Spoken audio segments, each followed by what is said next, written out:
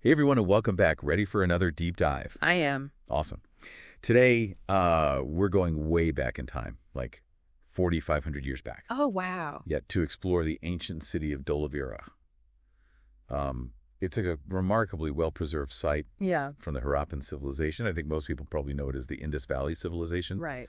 But, yeah, this place, it's incredible. It's just full of surprises. Yeah, and what makes Dholavira so fascinating is it's not just a snapshot in time, you know? This is a city that thrived for over 1,500 years. Wow. And it showcases all 7 stages of that Harappan culture.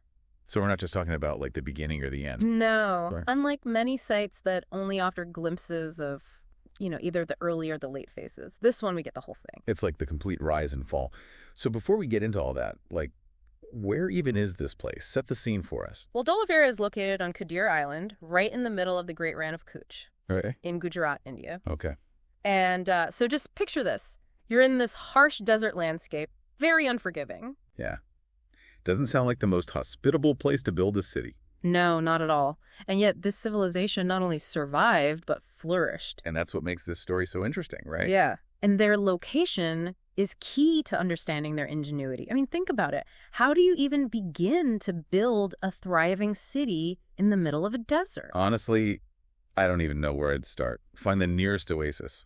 Well, yeah. That's what I would do. But the inhabitants of Dholavira were far more resourceful than that. Right. They didn't just find water, they mastered it. Their water management system was so advanced, it put some modern systems to shame. Really? Oh, yeah. Wow. So how did they manage that? Well, they had reservoirs, channels extending from the city walls, even underground reservoirs. What? Yeah, we know about them because of satellite imagery. Oh, wow. And all of that was designed to collect and store rainwater. Now imagine the level of planning and coordination that took to create such a complex system. Right. These people understood hydrology. That's the science of water, for those who don't know. Of course. But they understood it on a level that's just mind-boggling for their era. That is incredible. It is. So it wasn't just, about, like, survival. It was about, like, really thriving. Yeah. And I imagine your construction was probably pretty impressive, too, right? Oh, absolutely. Dholavira wasn't just, a bunch of huts scattered around. Right. This was a well-planned urban center, very distinct divisions. You had the citadel, the middle town, and the lower town. Oh, so it's, like, really, really organized. Extremely. Yeah. Each of those sections was fortified separately. Interesting. Yeah, and that tells us a lot about their social structure. Oh, okay. In what way? Well, it suggests that it was a hierarchical society, Oh, perhaps with varying levels of access to resources and power. It's almost like looking at a prehistoric blueprint for urban planning and social organization. wow, that's incredible. So much we can learn from just, like, the layout. Exactly. Were there any other interesting features? Well, we see evidence of streets. They radiate out from the central citadel, and there was a large stadium. A stadium? I wonder what they did there. What kind of events? Yeah, who knows? And of course, the sophisticated drainage systems that we were talking about. Right, of course, yeah. What kind of materials did they use for all this? We're talking smooth, structured buildings made from sun-dried brick and stone masonry. Okay. The level of craftsmanship and architectural expertise is remarkable. Really is. It paints a picture of a thriving and very complex society. But it doesn't sound like they were completely isolated. No. Because we were talking about trade earlier. Exactly. It wasn't just about surviving in the desert. Dholavira was connected to the wider world through this extensive trade network. Okay. And artifacts reveal links as far as Mesopotamia. Oh, geez. So for people who don't know, modern-day Iraq and Kuwait, Okay. and even the Oman Peninsula. Wow, that's pretty far. Yeah, think about that. Long-distance trade routes spanning thousands of miles. And in a time before cars, trains, or even camels were widely used for transport. Right, so how are they doing this? That's the amazing part. But it just highlights, their interconnectedness in this pre-globalized world. Challenges our perception of these ancient civilizations as, like, completely isolated. Exactly. So what kind of things are we talking about? What were they trading? Well, they found imported vessels, all sorts of materials. Oh. This wasn't just a local hub. Dholavira was a key player on the world stage. It sounds like it. So everything's going great, but then what? Well, here's where the story takes a turn. Oh. After this period of flourishing, Dholavira experienced a mysterious decline. Okay. And it was even temporarily abandoned. What happened? Well, that's a fascinating question, isn't it? Yeah. Was it a sudden environmental change, resource depletion, external pressures, or perhaps some internal social dynamic?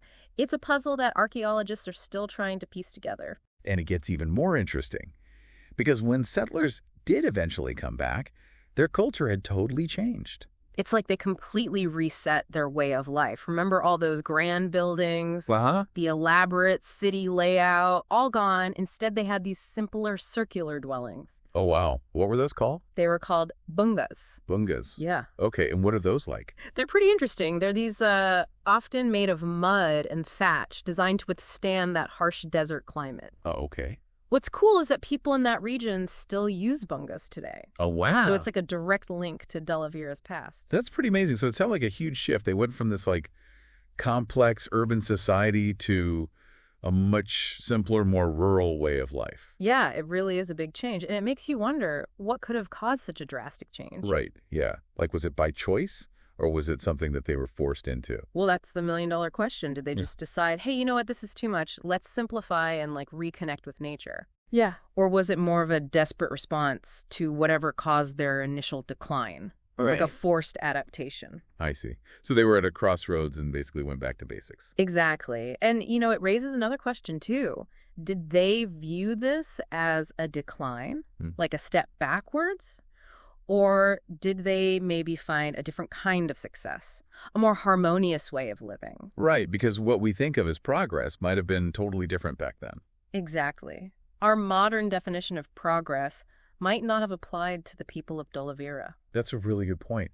It makes you wonder if they achieved a level of contentment and resilience that we're still searching for. Could be.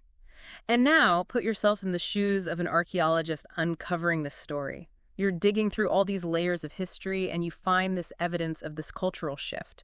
And then you find something incredible. Okay, what is it? An inscription that could be the world's earliest signboard. Oh, yeah. I was wondering about that. Yeah. Picture this. 10 large stone inscriptions carved with symbols from the Indus Valley script. Okay. The only problem is nobody's been able to decipher the Indus script. Oh, so close. We have this signboard, maybe some kind of proclamation or something, but we can't even read it. It's incredibly frustrating for researchers, but it's also what makes Dholavira so intriguing. Yeah. Because it reminds us that there are still so many secrets buried beneath the sands of time. Who knows what those inscriptions could reveal about their language or beliefs or just daily life? Maybe one day we'll be able to figure it out. But even without that signboard, we've still learned a lot from the artifacts that they left behind. Oh, yeah, absolutely. The craftsmanship is just stunning. Really? Oh, yeah. You have everything. Delicate pottery, beads, ornaments made from gold, copper, precious stones. Wow. They even found tools, figurines, and fishhooks. That's incredible. It must be pretty amazing for archaeologists to actually hold these objects, knowing they were created by people who lived thousands of years ago. Absolutely. Each one tells a story. And when you put them all together, you start to get a much richer picture of this lost civilization. So to recap, we have this city in the middle of the desert with this mind-blowing water management system, a complex social structure, evidence of long-distance trade. Then we have this mysterious decline, a radical cultural shift, and an undeciphered signboard. It's like something out of a movie. Yeah, it really is. But Dholavira is more than just an exciting archaeological site. It makes you think about the cyclical nature of civilizations and how they change. The choices that we make and how those choices affect us later on. Exactly. And it shows that the past really does have an impact on us today. Right. Okay, so where do we go from here? You know, it's funny, as we've been talking about Dholavira, I keep thinking about all these other ancient civilizations, and it seems like they all kind of follow the same pattern. Oh, yeah. They rise, they flourish, they face some challenges, adapt, and then eventually transform into something new. You're talking about the cyclical nature of civilizations. Is that what it's called? Yeah. It's this idea that societies, they kind of go through this predictable rise and fall, almost like a heartbeat. Huh. That's interesting. Yeah. Like, look at the Roman Empire. Or the Mayans, the ancient Egyptians. Right. They all have their own unique story, but they all went through periods of growth and decline. Yeah, that's true. It makes you wonder what they'll say about us thousands of years from now. Yeah. What will our cities tell? Yeah. Will they be impressed by our technology? Or will they just shake their heads at all the unsustainable things we've done? Good question. It all comes down to what kind of legacy we leave behind. But Dholavira gives us a different perspective on all this. How so? Well, their decline wasn't necessarily a complete collapse. Right. It seems like they chose to simplify their lives, like they moved away from all that complexity and decided to reconnect with nature. So maybe progress isn't always a straight line. Yeah. It's not always about bigger, better, faster. Exactly. Maybe Dholavira is telling us that it's wiser to recognize the limits of growth, to find a balance between material prosperity and a more sustainable way of life. Yeah, and that's something we could definitely learn from. For sure. Especially with everything going on today, like climate change, running out of resources, being so disconnected from nature. Dholavira shows us that there are other ways to define success and progress. Absolutely. Maybe instead of always wanting more, we should think about what it really takes for a society to flourish. Yeah, living in harmony with the environment, valuing sustainability and well-being. Who knows? Maybe archaeologists in the future will be inspired by the choices we make today. I like that thought. And that's what makes Dholavira so captivating. It's not just some old ruins. Right. It's like this mirror. It reflects back on us and makes us think about our own values and the choices we're making as a civilization. It's pretty amazing that a city in the middle of the desert, abandoned for thousands of years, can still be so relevant to us. It really is. Dholavira's legacy goes far beyond its ruins and artifacts. It challenges us to think about our own civilization and learn from the past. And hopefully create a better future. One that's sustainable and fulfilling. Well, there you have it, everyone. Our deep dive into Dholavira. A journey through time. We've seen their ingenuity, their resilience, and their remarkable cultural transformation. We hope you enjoyed it. And if you're interested in learning more, there's a ton of research out there. Books, articles, you name it. And if you ever get the chance, go visit the site for yourself. Yeah, maybe you'll even be the one to solve the mystery of that undeciphered signboard. You never know. Well, until next time, keep exploring, keep questioning, and keep learning from the past.